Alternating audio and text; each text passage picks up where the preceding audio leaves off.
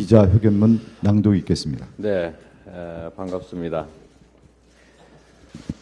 존경하는 국민 여러분, 더불어민주당 대표 이재명입니다.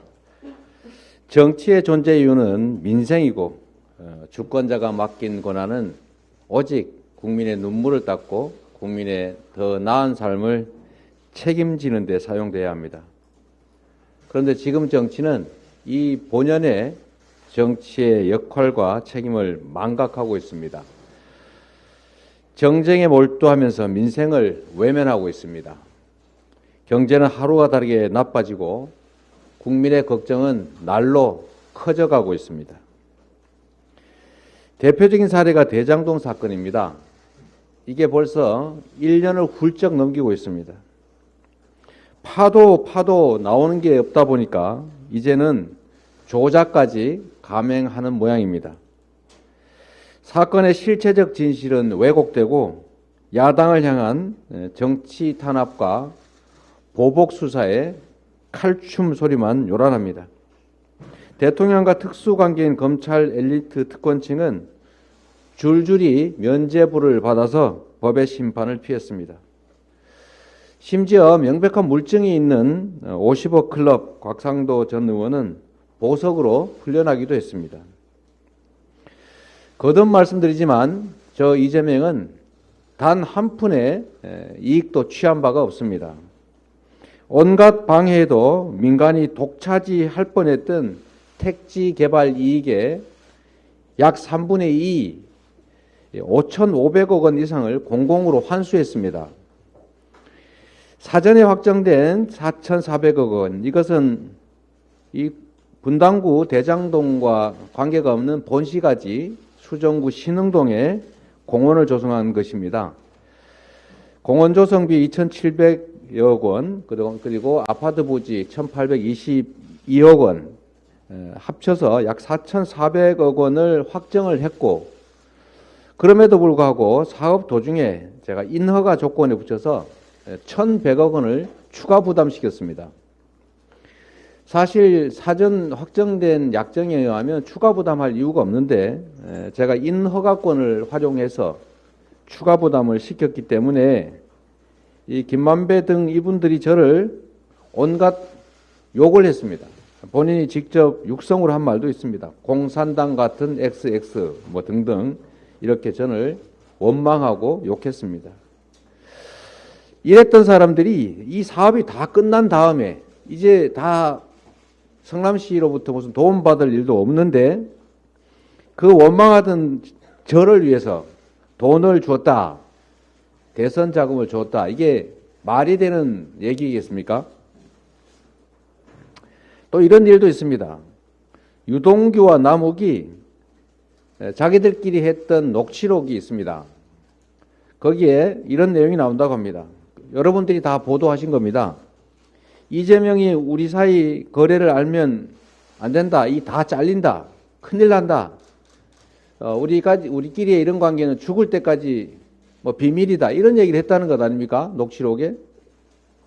그런 사람들이 갑자기 일 다 끝난 다음에 저의 대선 자금을 제 주변 사람한테 줬다. 이게 상식적으로 납득되는 얘기겠습니까? 또 남욱이 지금 이 돈을 줬다고 하는 것 같은데 보도를 보니까 남욱 씨가 2021년 10월에 이제 구속을 앞두고 사실상 강제 귀국하면서 JTBC와 인터뷰를 했지 않습니까? 여러분도 다 기억하실 겁니다. 자기가 12년 동안 트라이를 해봤는데, 즉 로비를 시도해봤는데 CR도 안 먹히더라. 이렇게 얘기했습니다. 자유로운 상태에서 언론과. 그런데 그 1년이 지난 지금 검찰에 구속된 상태에서 이렇게 말했다고 합니다. 2021년 4월에서 8월 사이에 뭐 8억인지 6억인지를 대선 자금으로 줬다라고 합니다. 과연 2021년 10월에 자유롭게 언론사와 한 인터뷰, 그리고 지금 구속된 상태에서 한 이야기, 이 중에 과연 어떤 게 더 진실에 가깝겠습니까?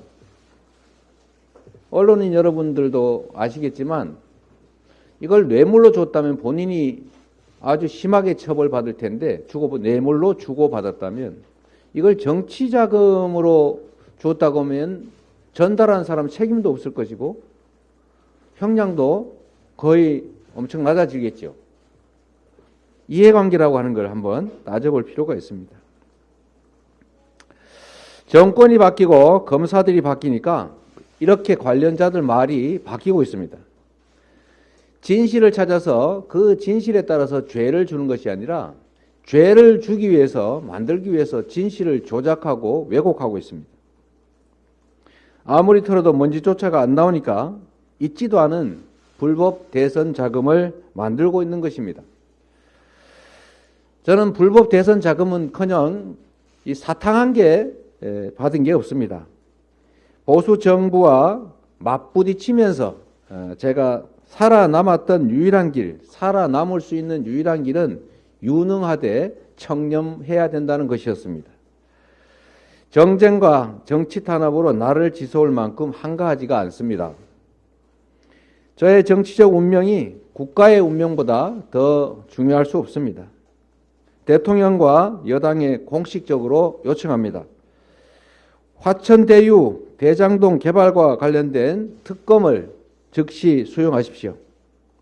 언제까지 인디안 기우제식 수사에 국가 역량을 낭비할 수는 없습니다. 뿌리부터 줄기 하나하나까지 사건 전모의 확인은 특검에 맡기고 정치권은 지금 이 어려운 민생과 경제 살리기에 주력하고 총력을 다합시다.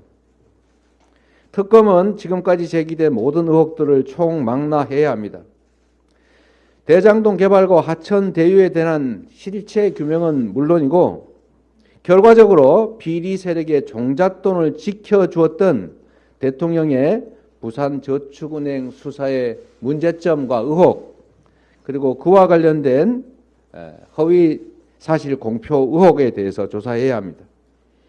대통령 부친의 집을 김만배의 누나가 구입한 경위 같은 화천대유의 자금 흐름 진술이 갑자기 변경되는 과정에 제기된 조작 수사, 허위 진술 교사 의혹도 밝혀야 됩니다. 모든 의혹들을 남김없이 털어낼 좋은 기회입니다.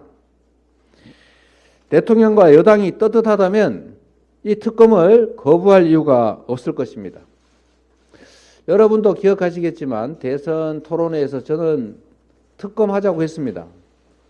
당시 윤석열 후보의 태도가 매우 모호하긴 했지만 그러나 당시에 국민의힘의 일관된 주장은 특검하자였습니다. 저도 역시 특검하자고 얘기했습니다. 그런데 실제로 협상을 해보면 이상한 핑계를 대면서 사실상 특검을 거부했던 게 국민의힘입니다. 지금 그래서 다시 말씀드립니다.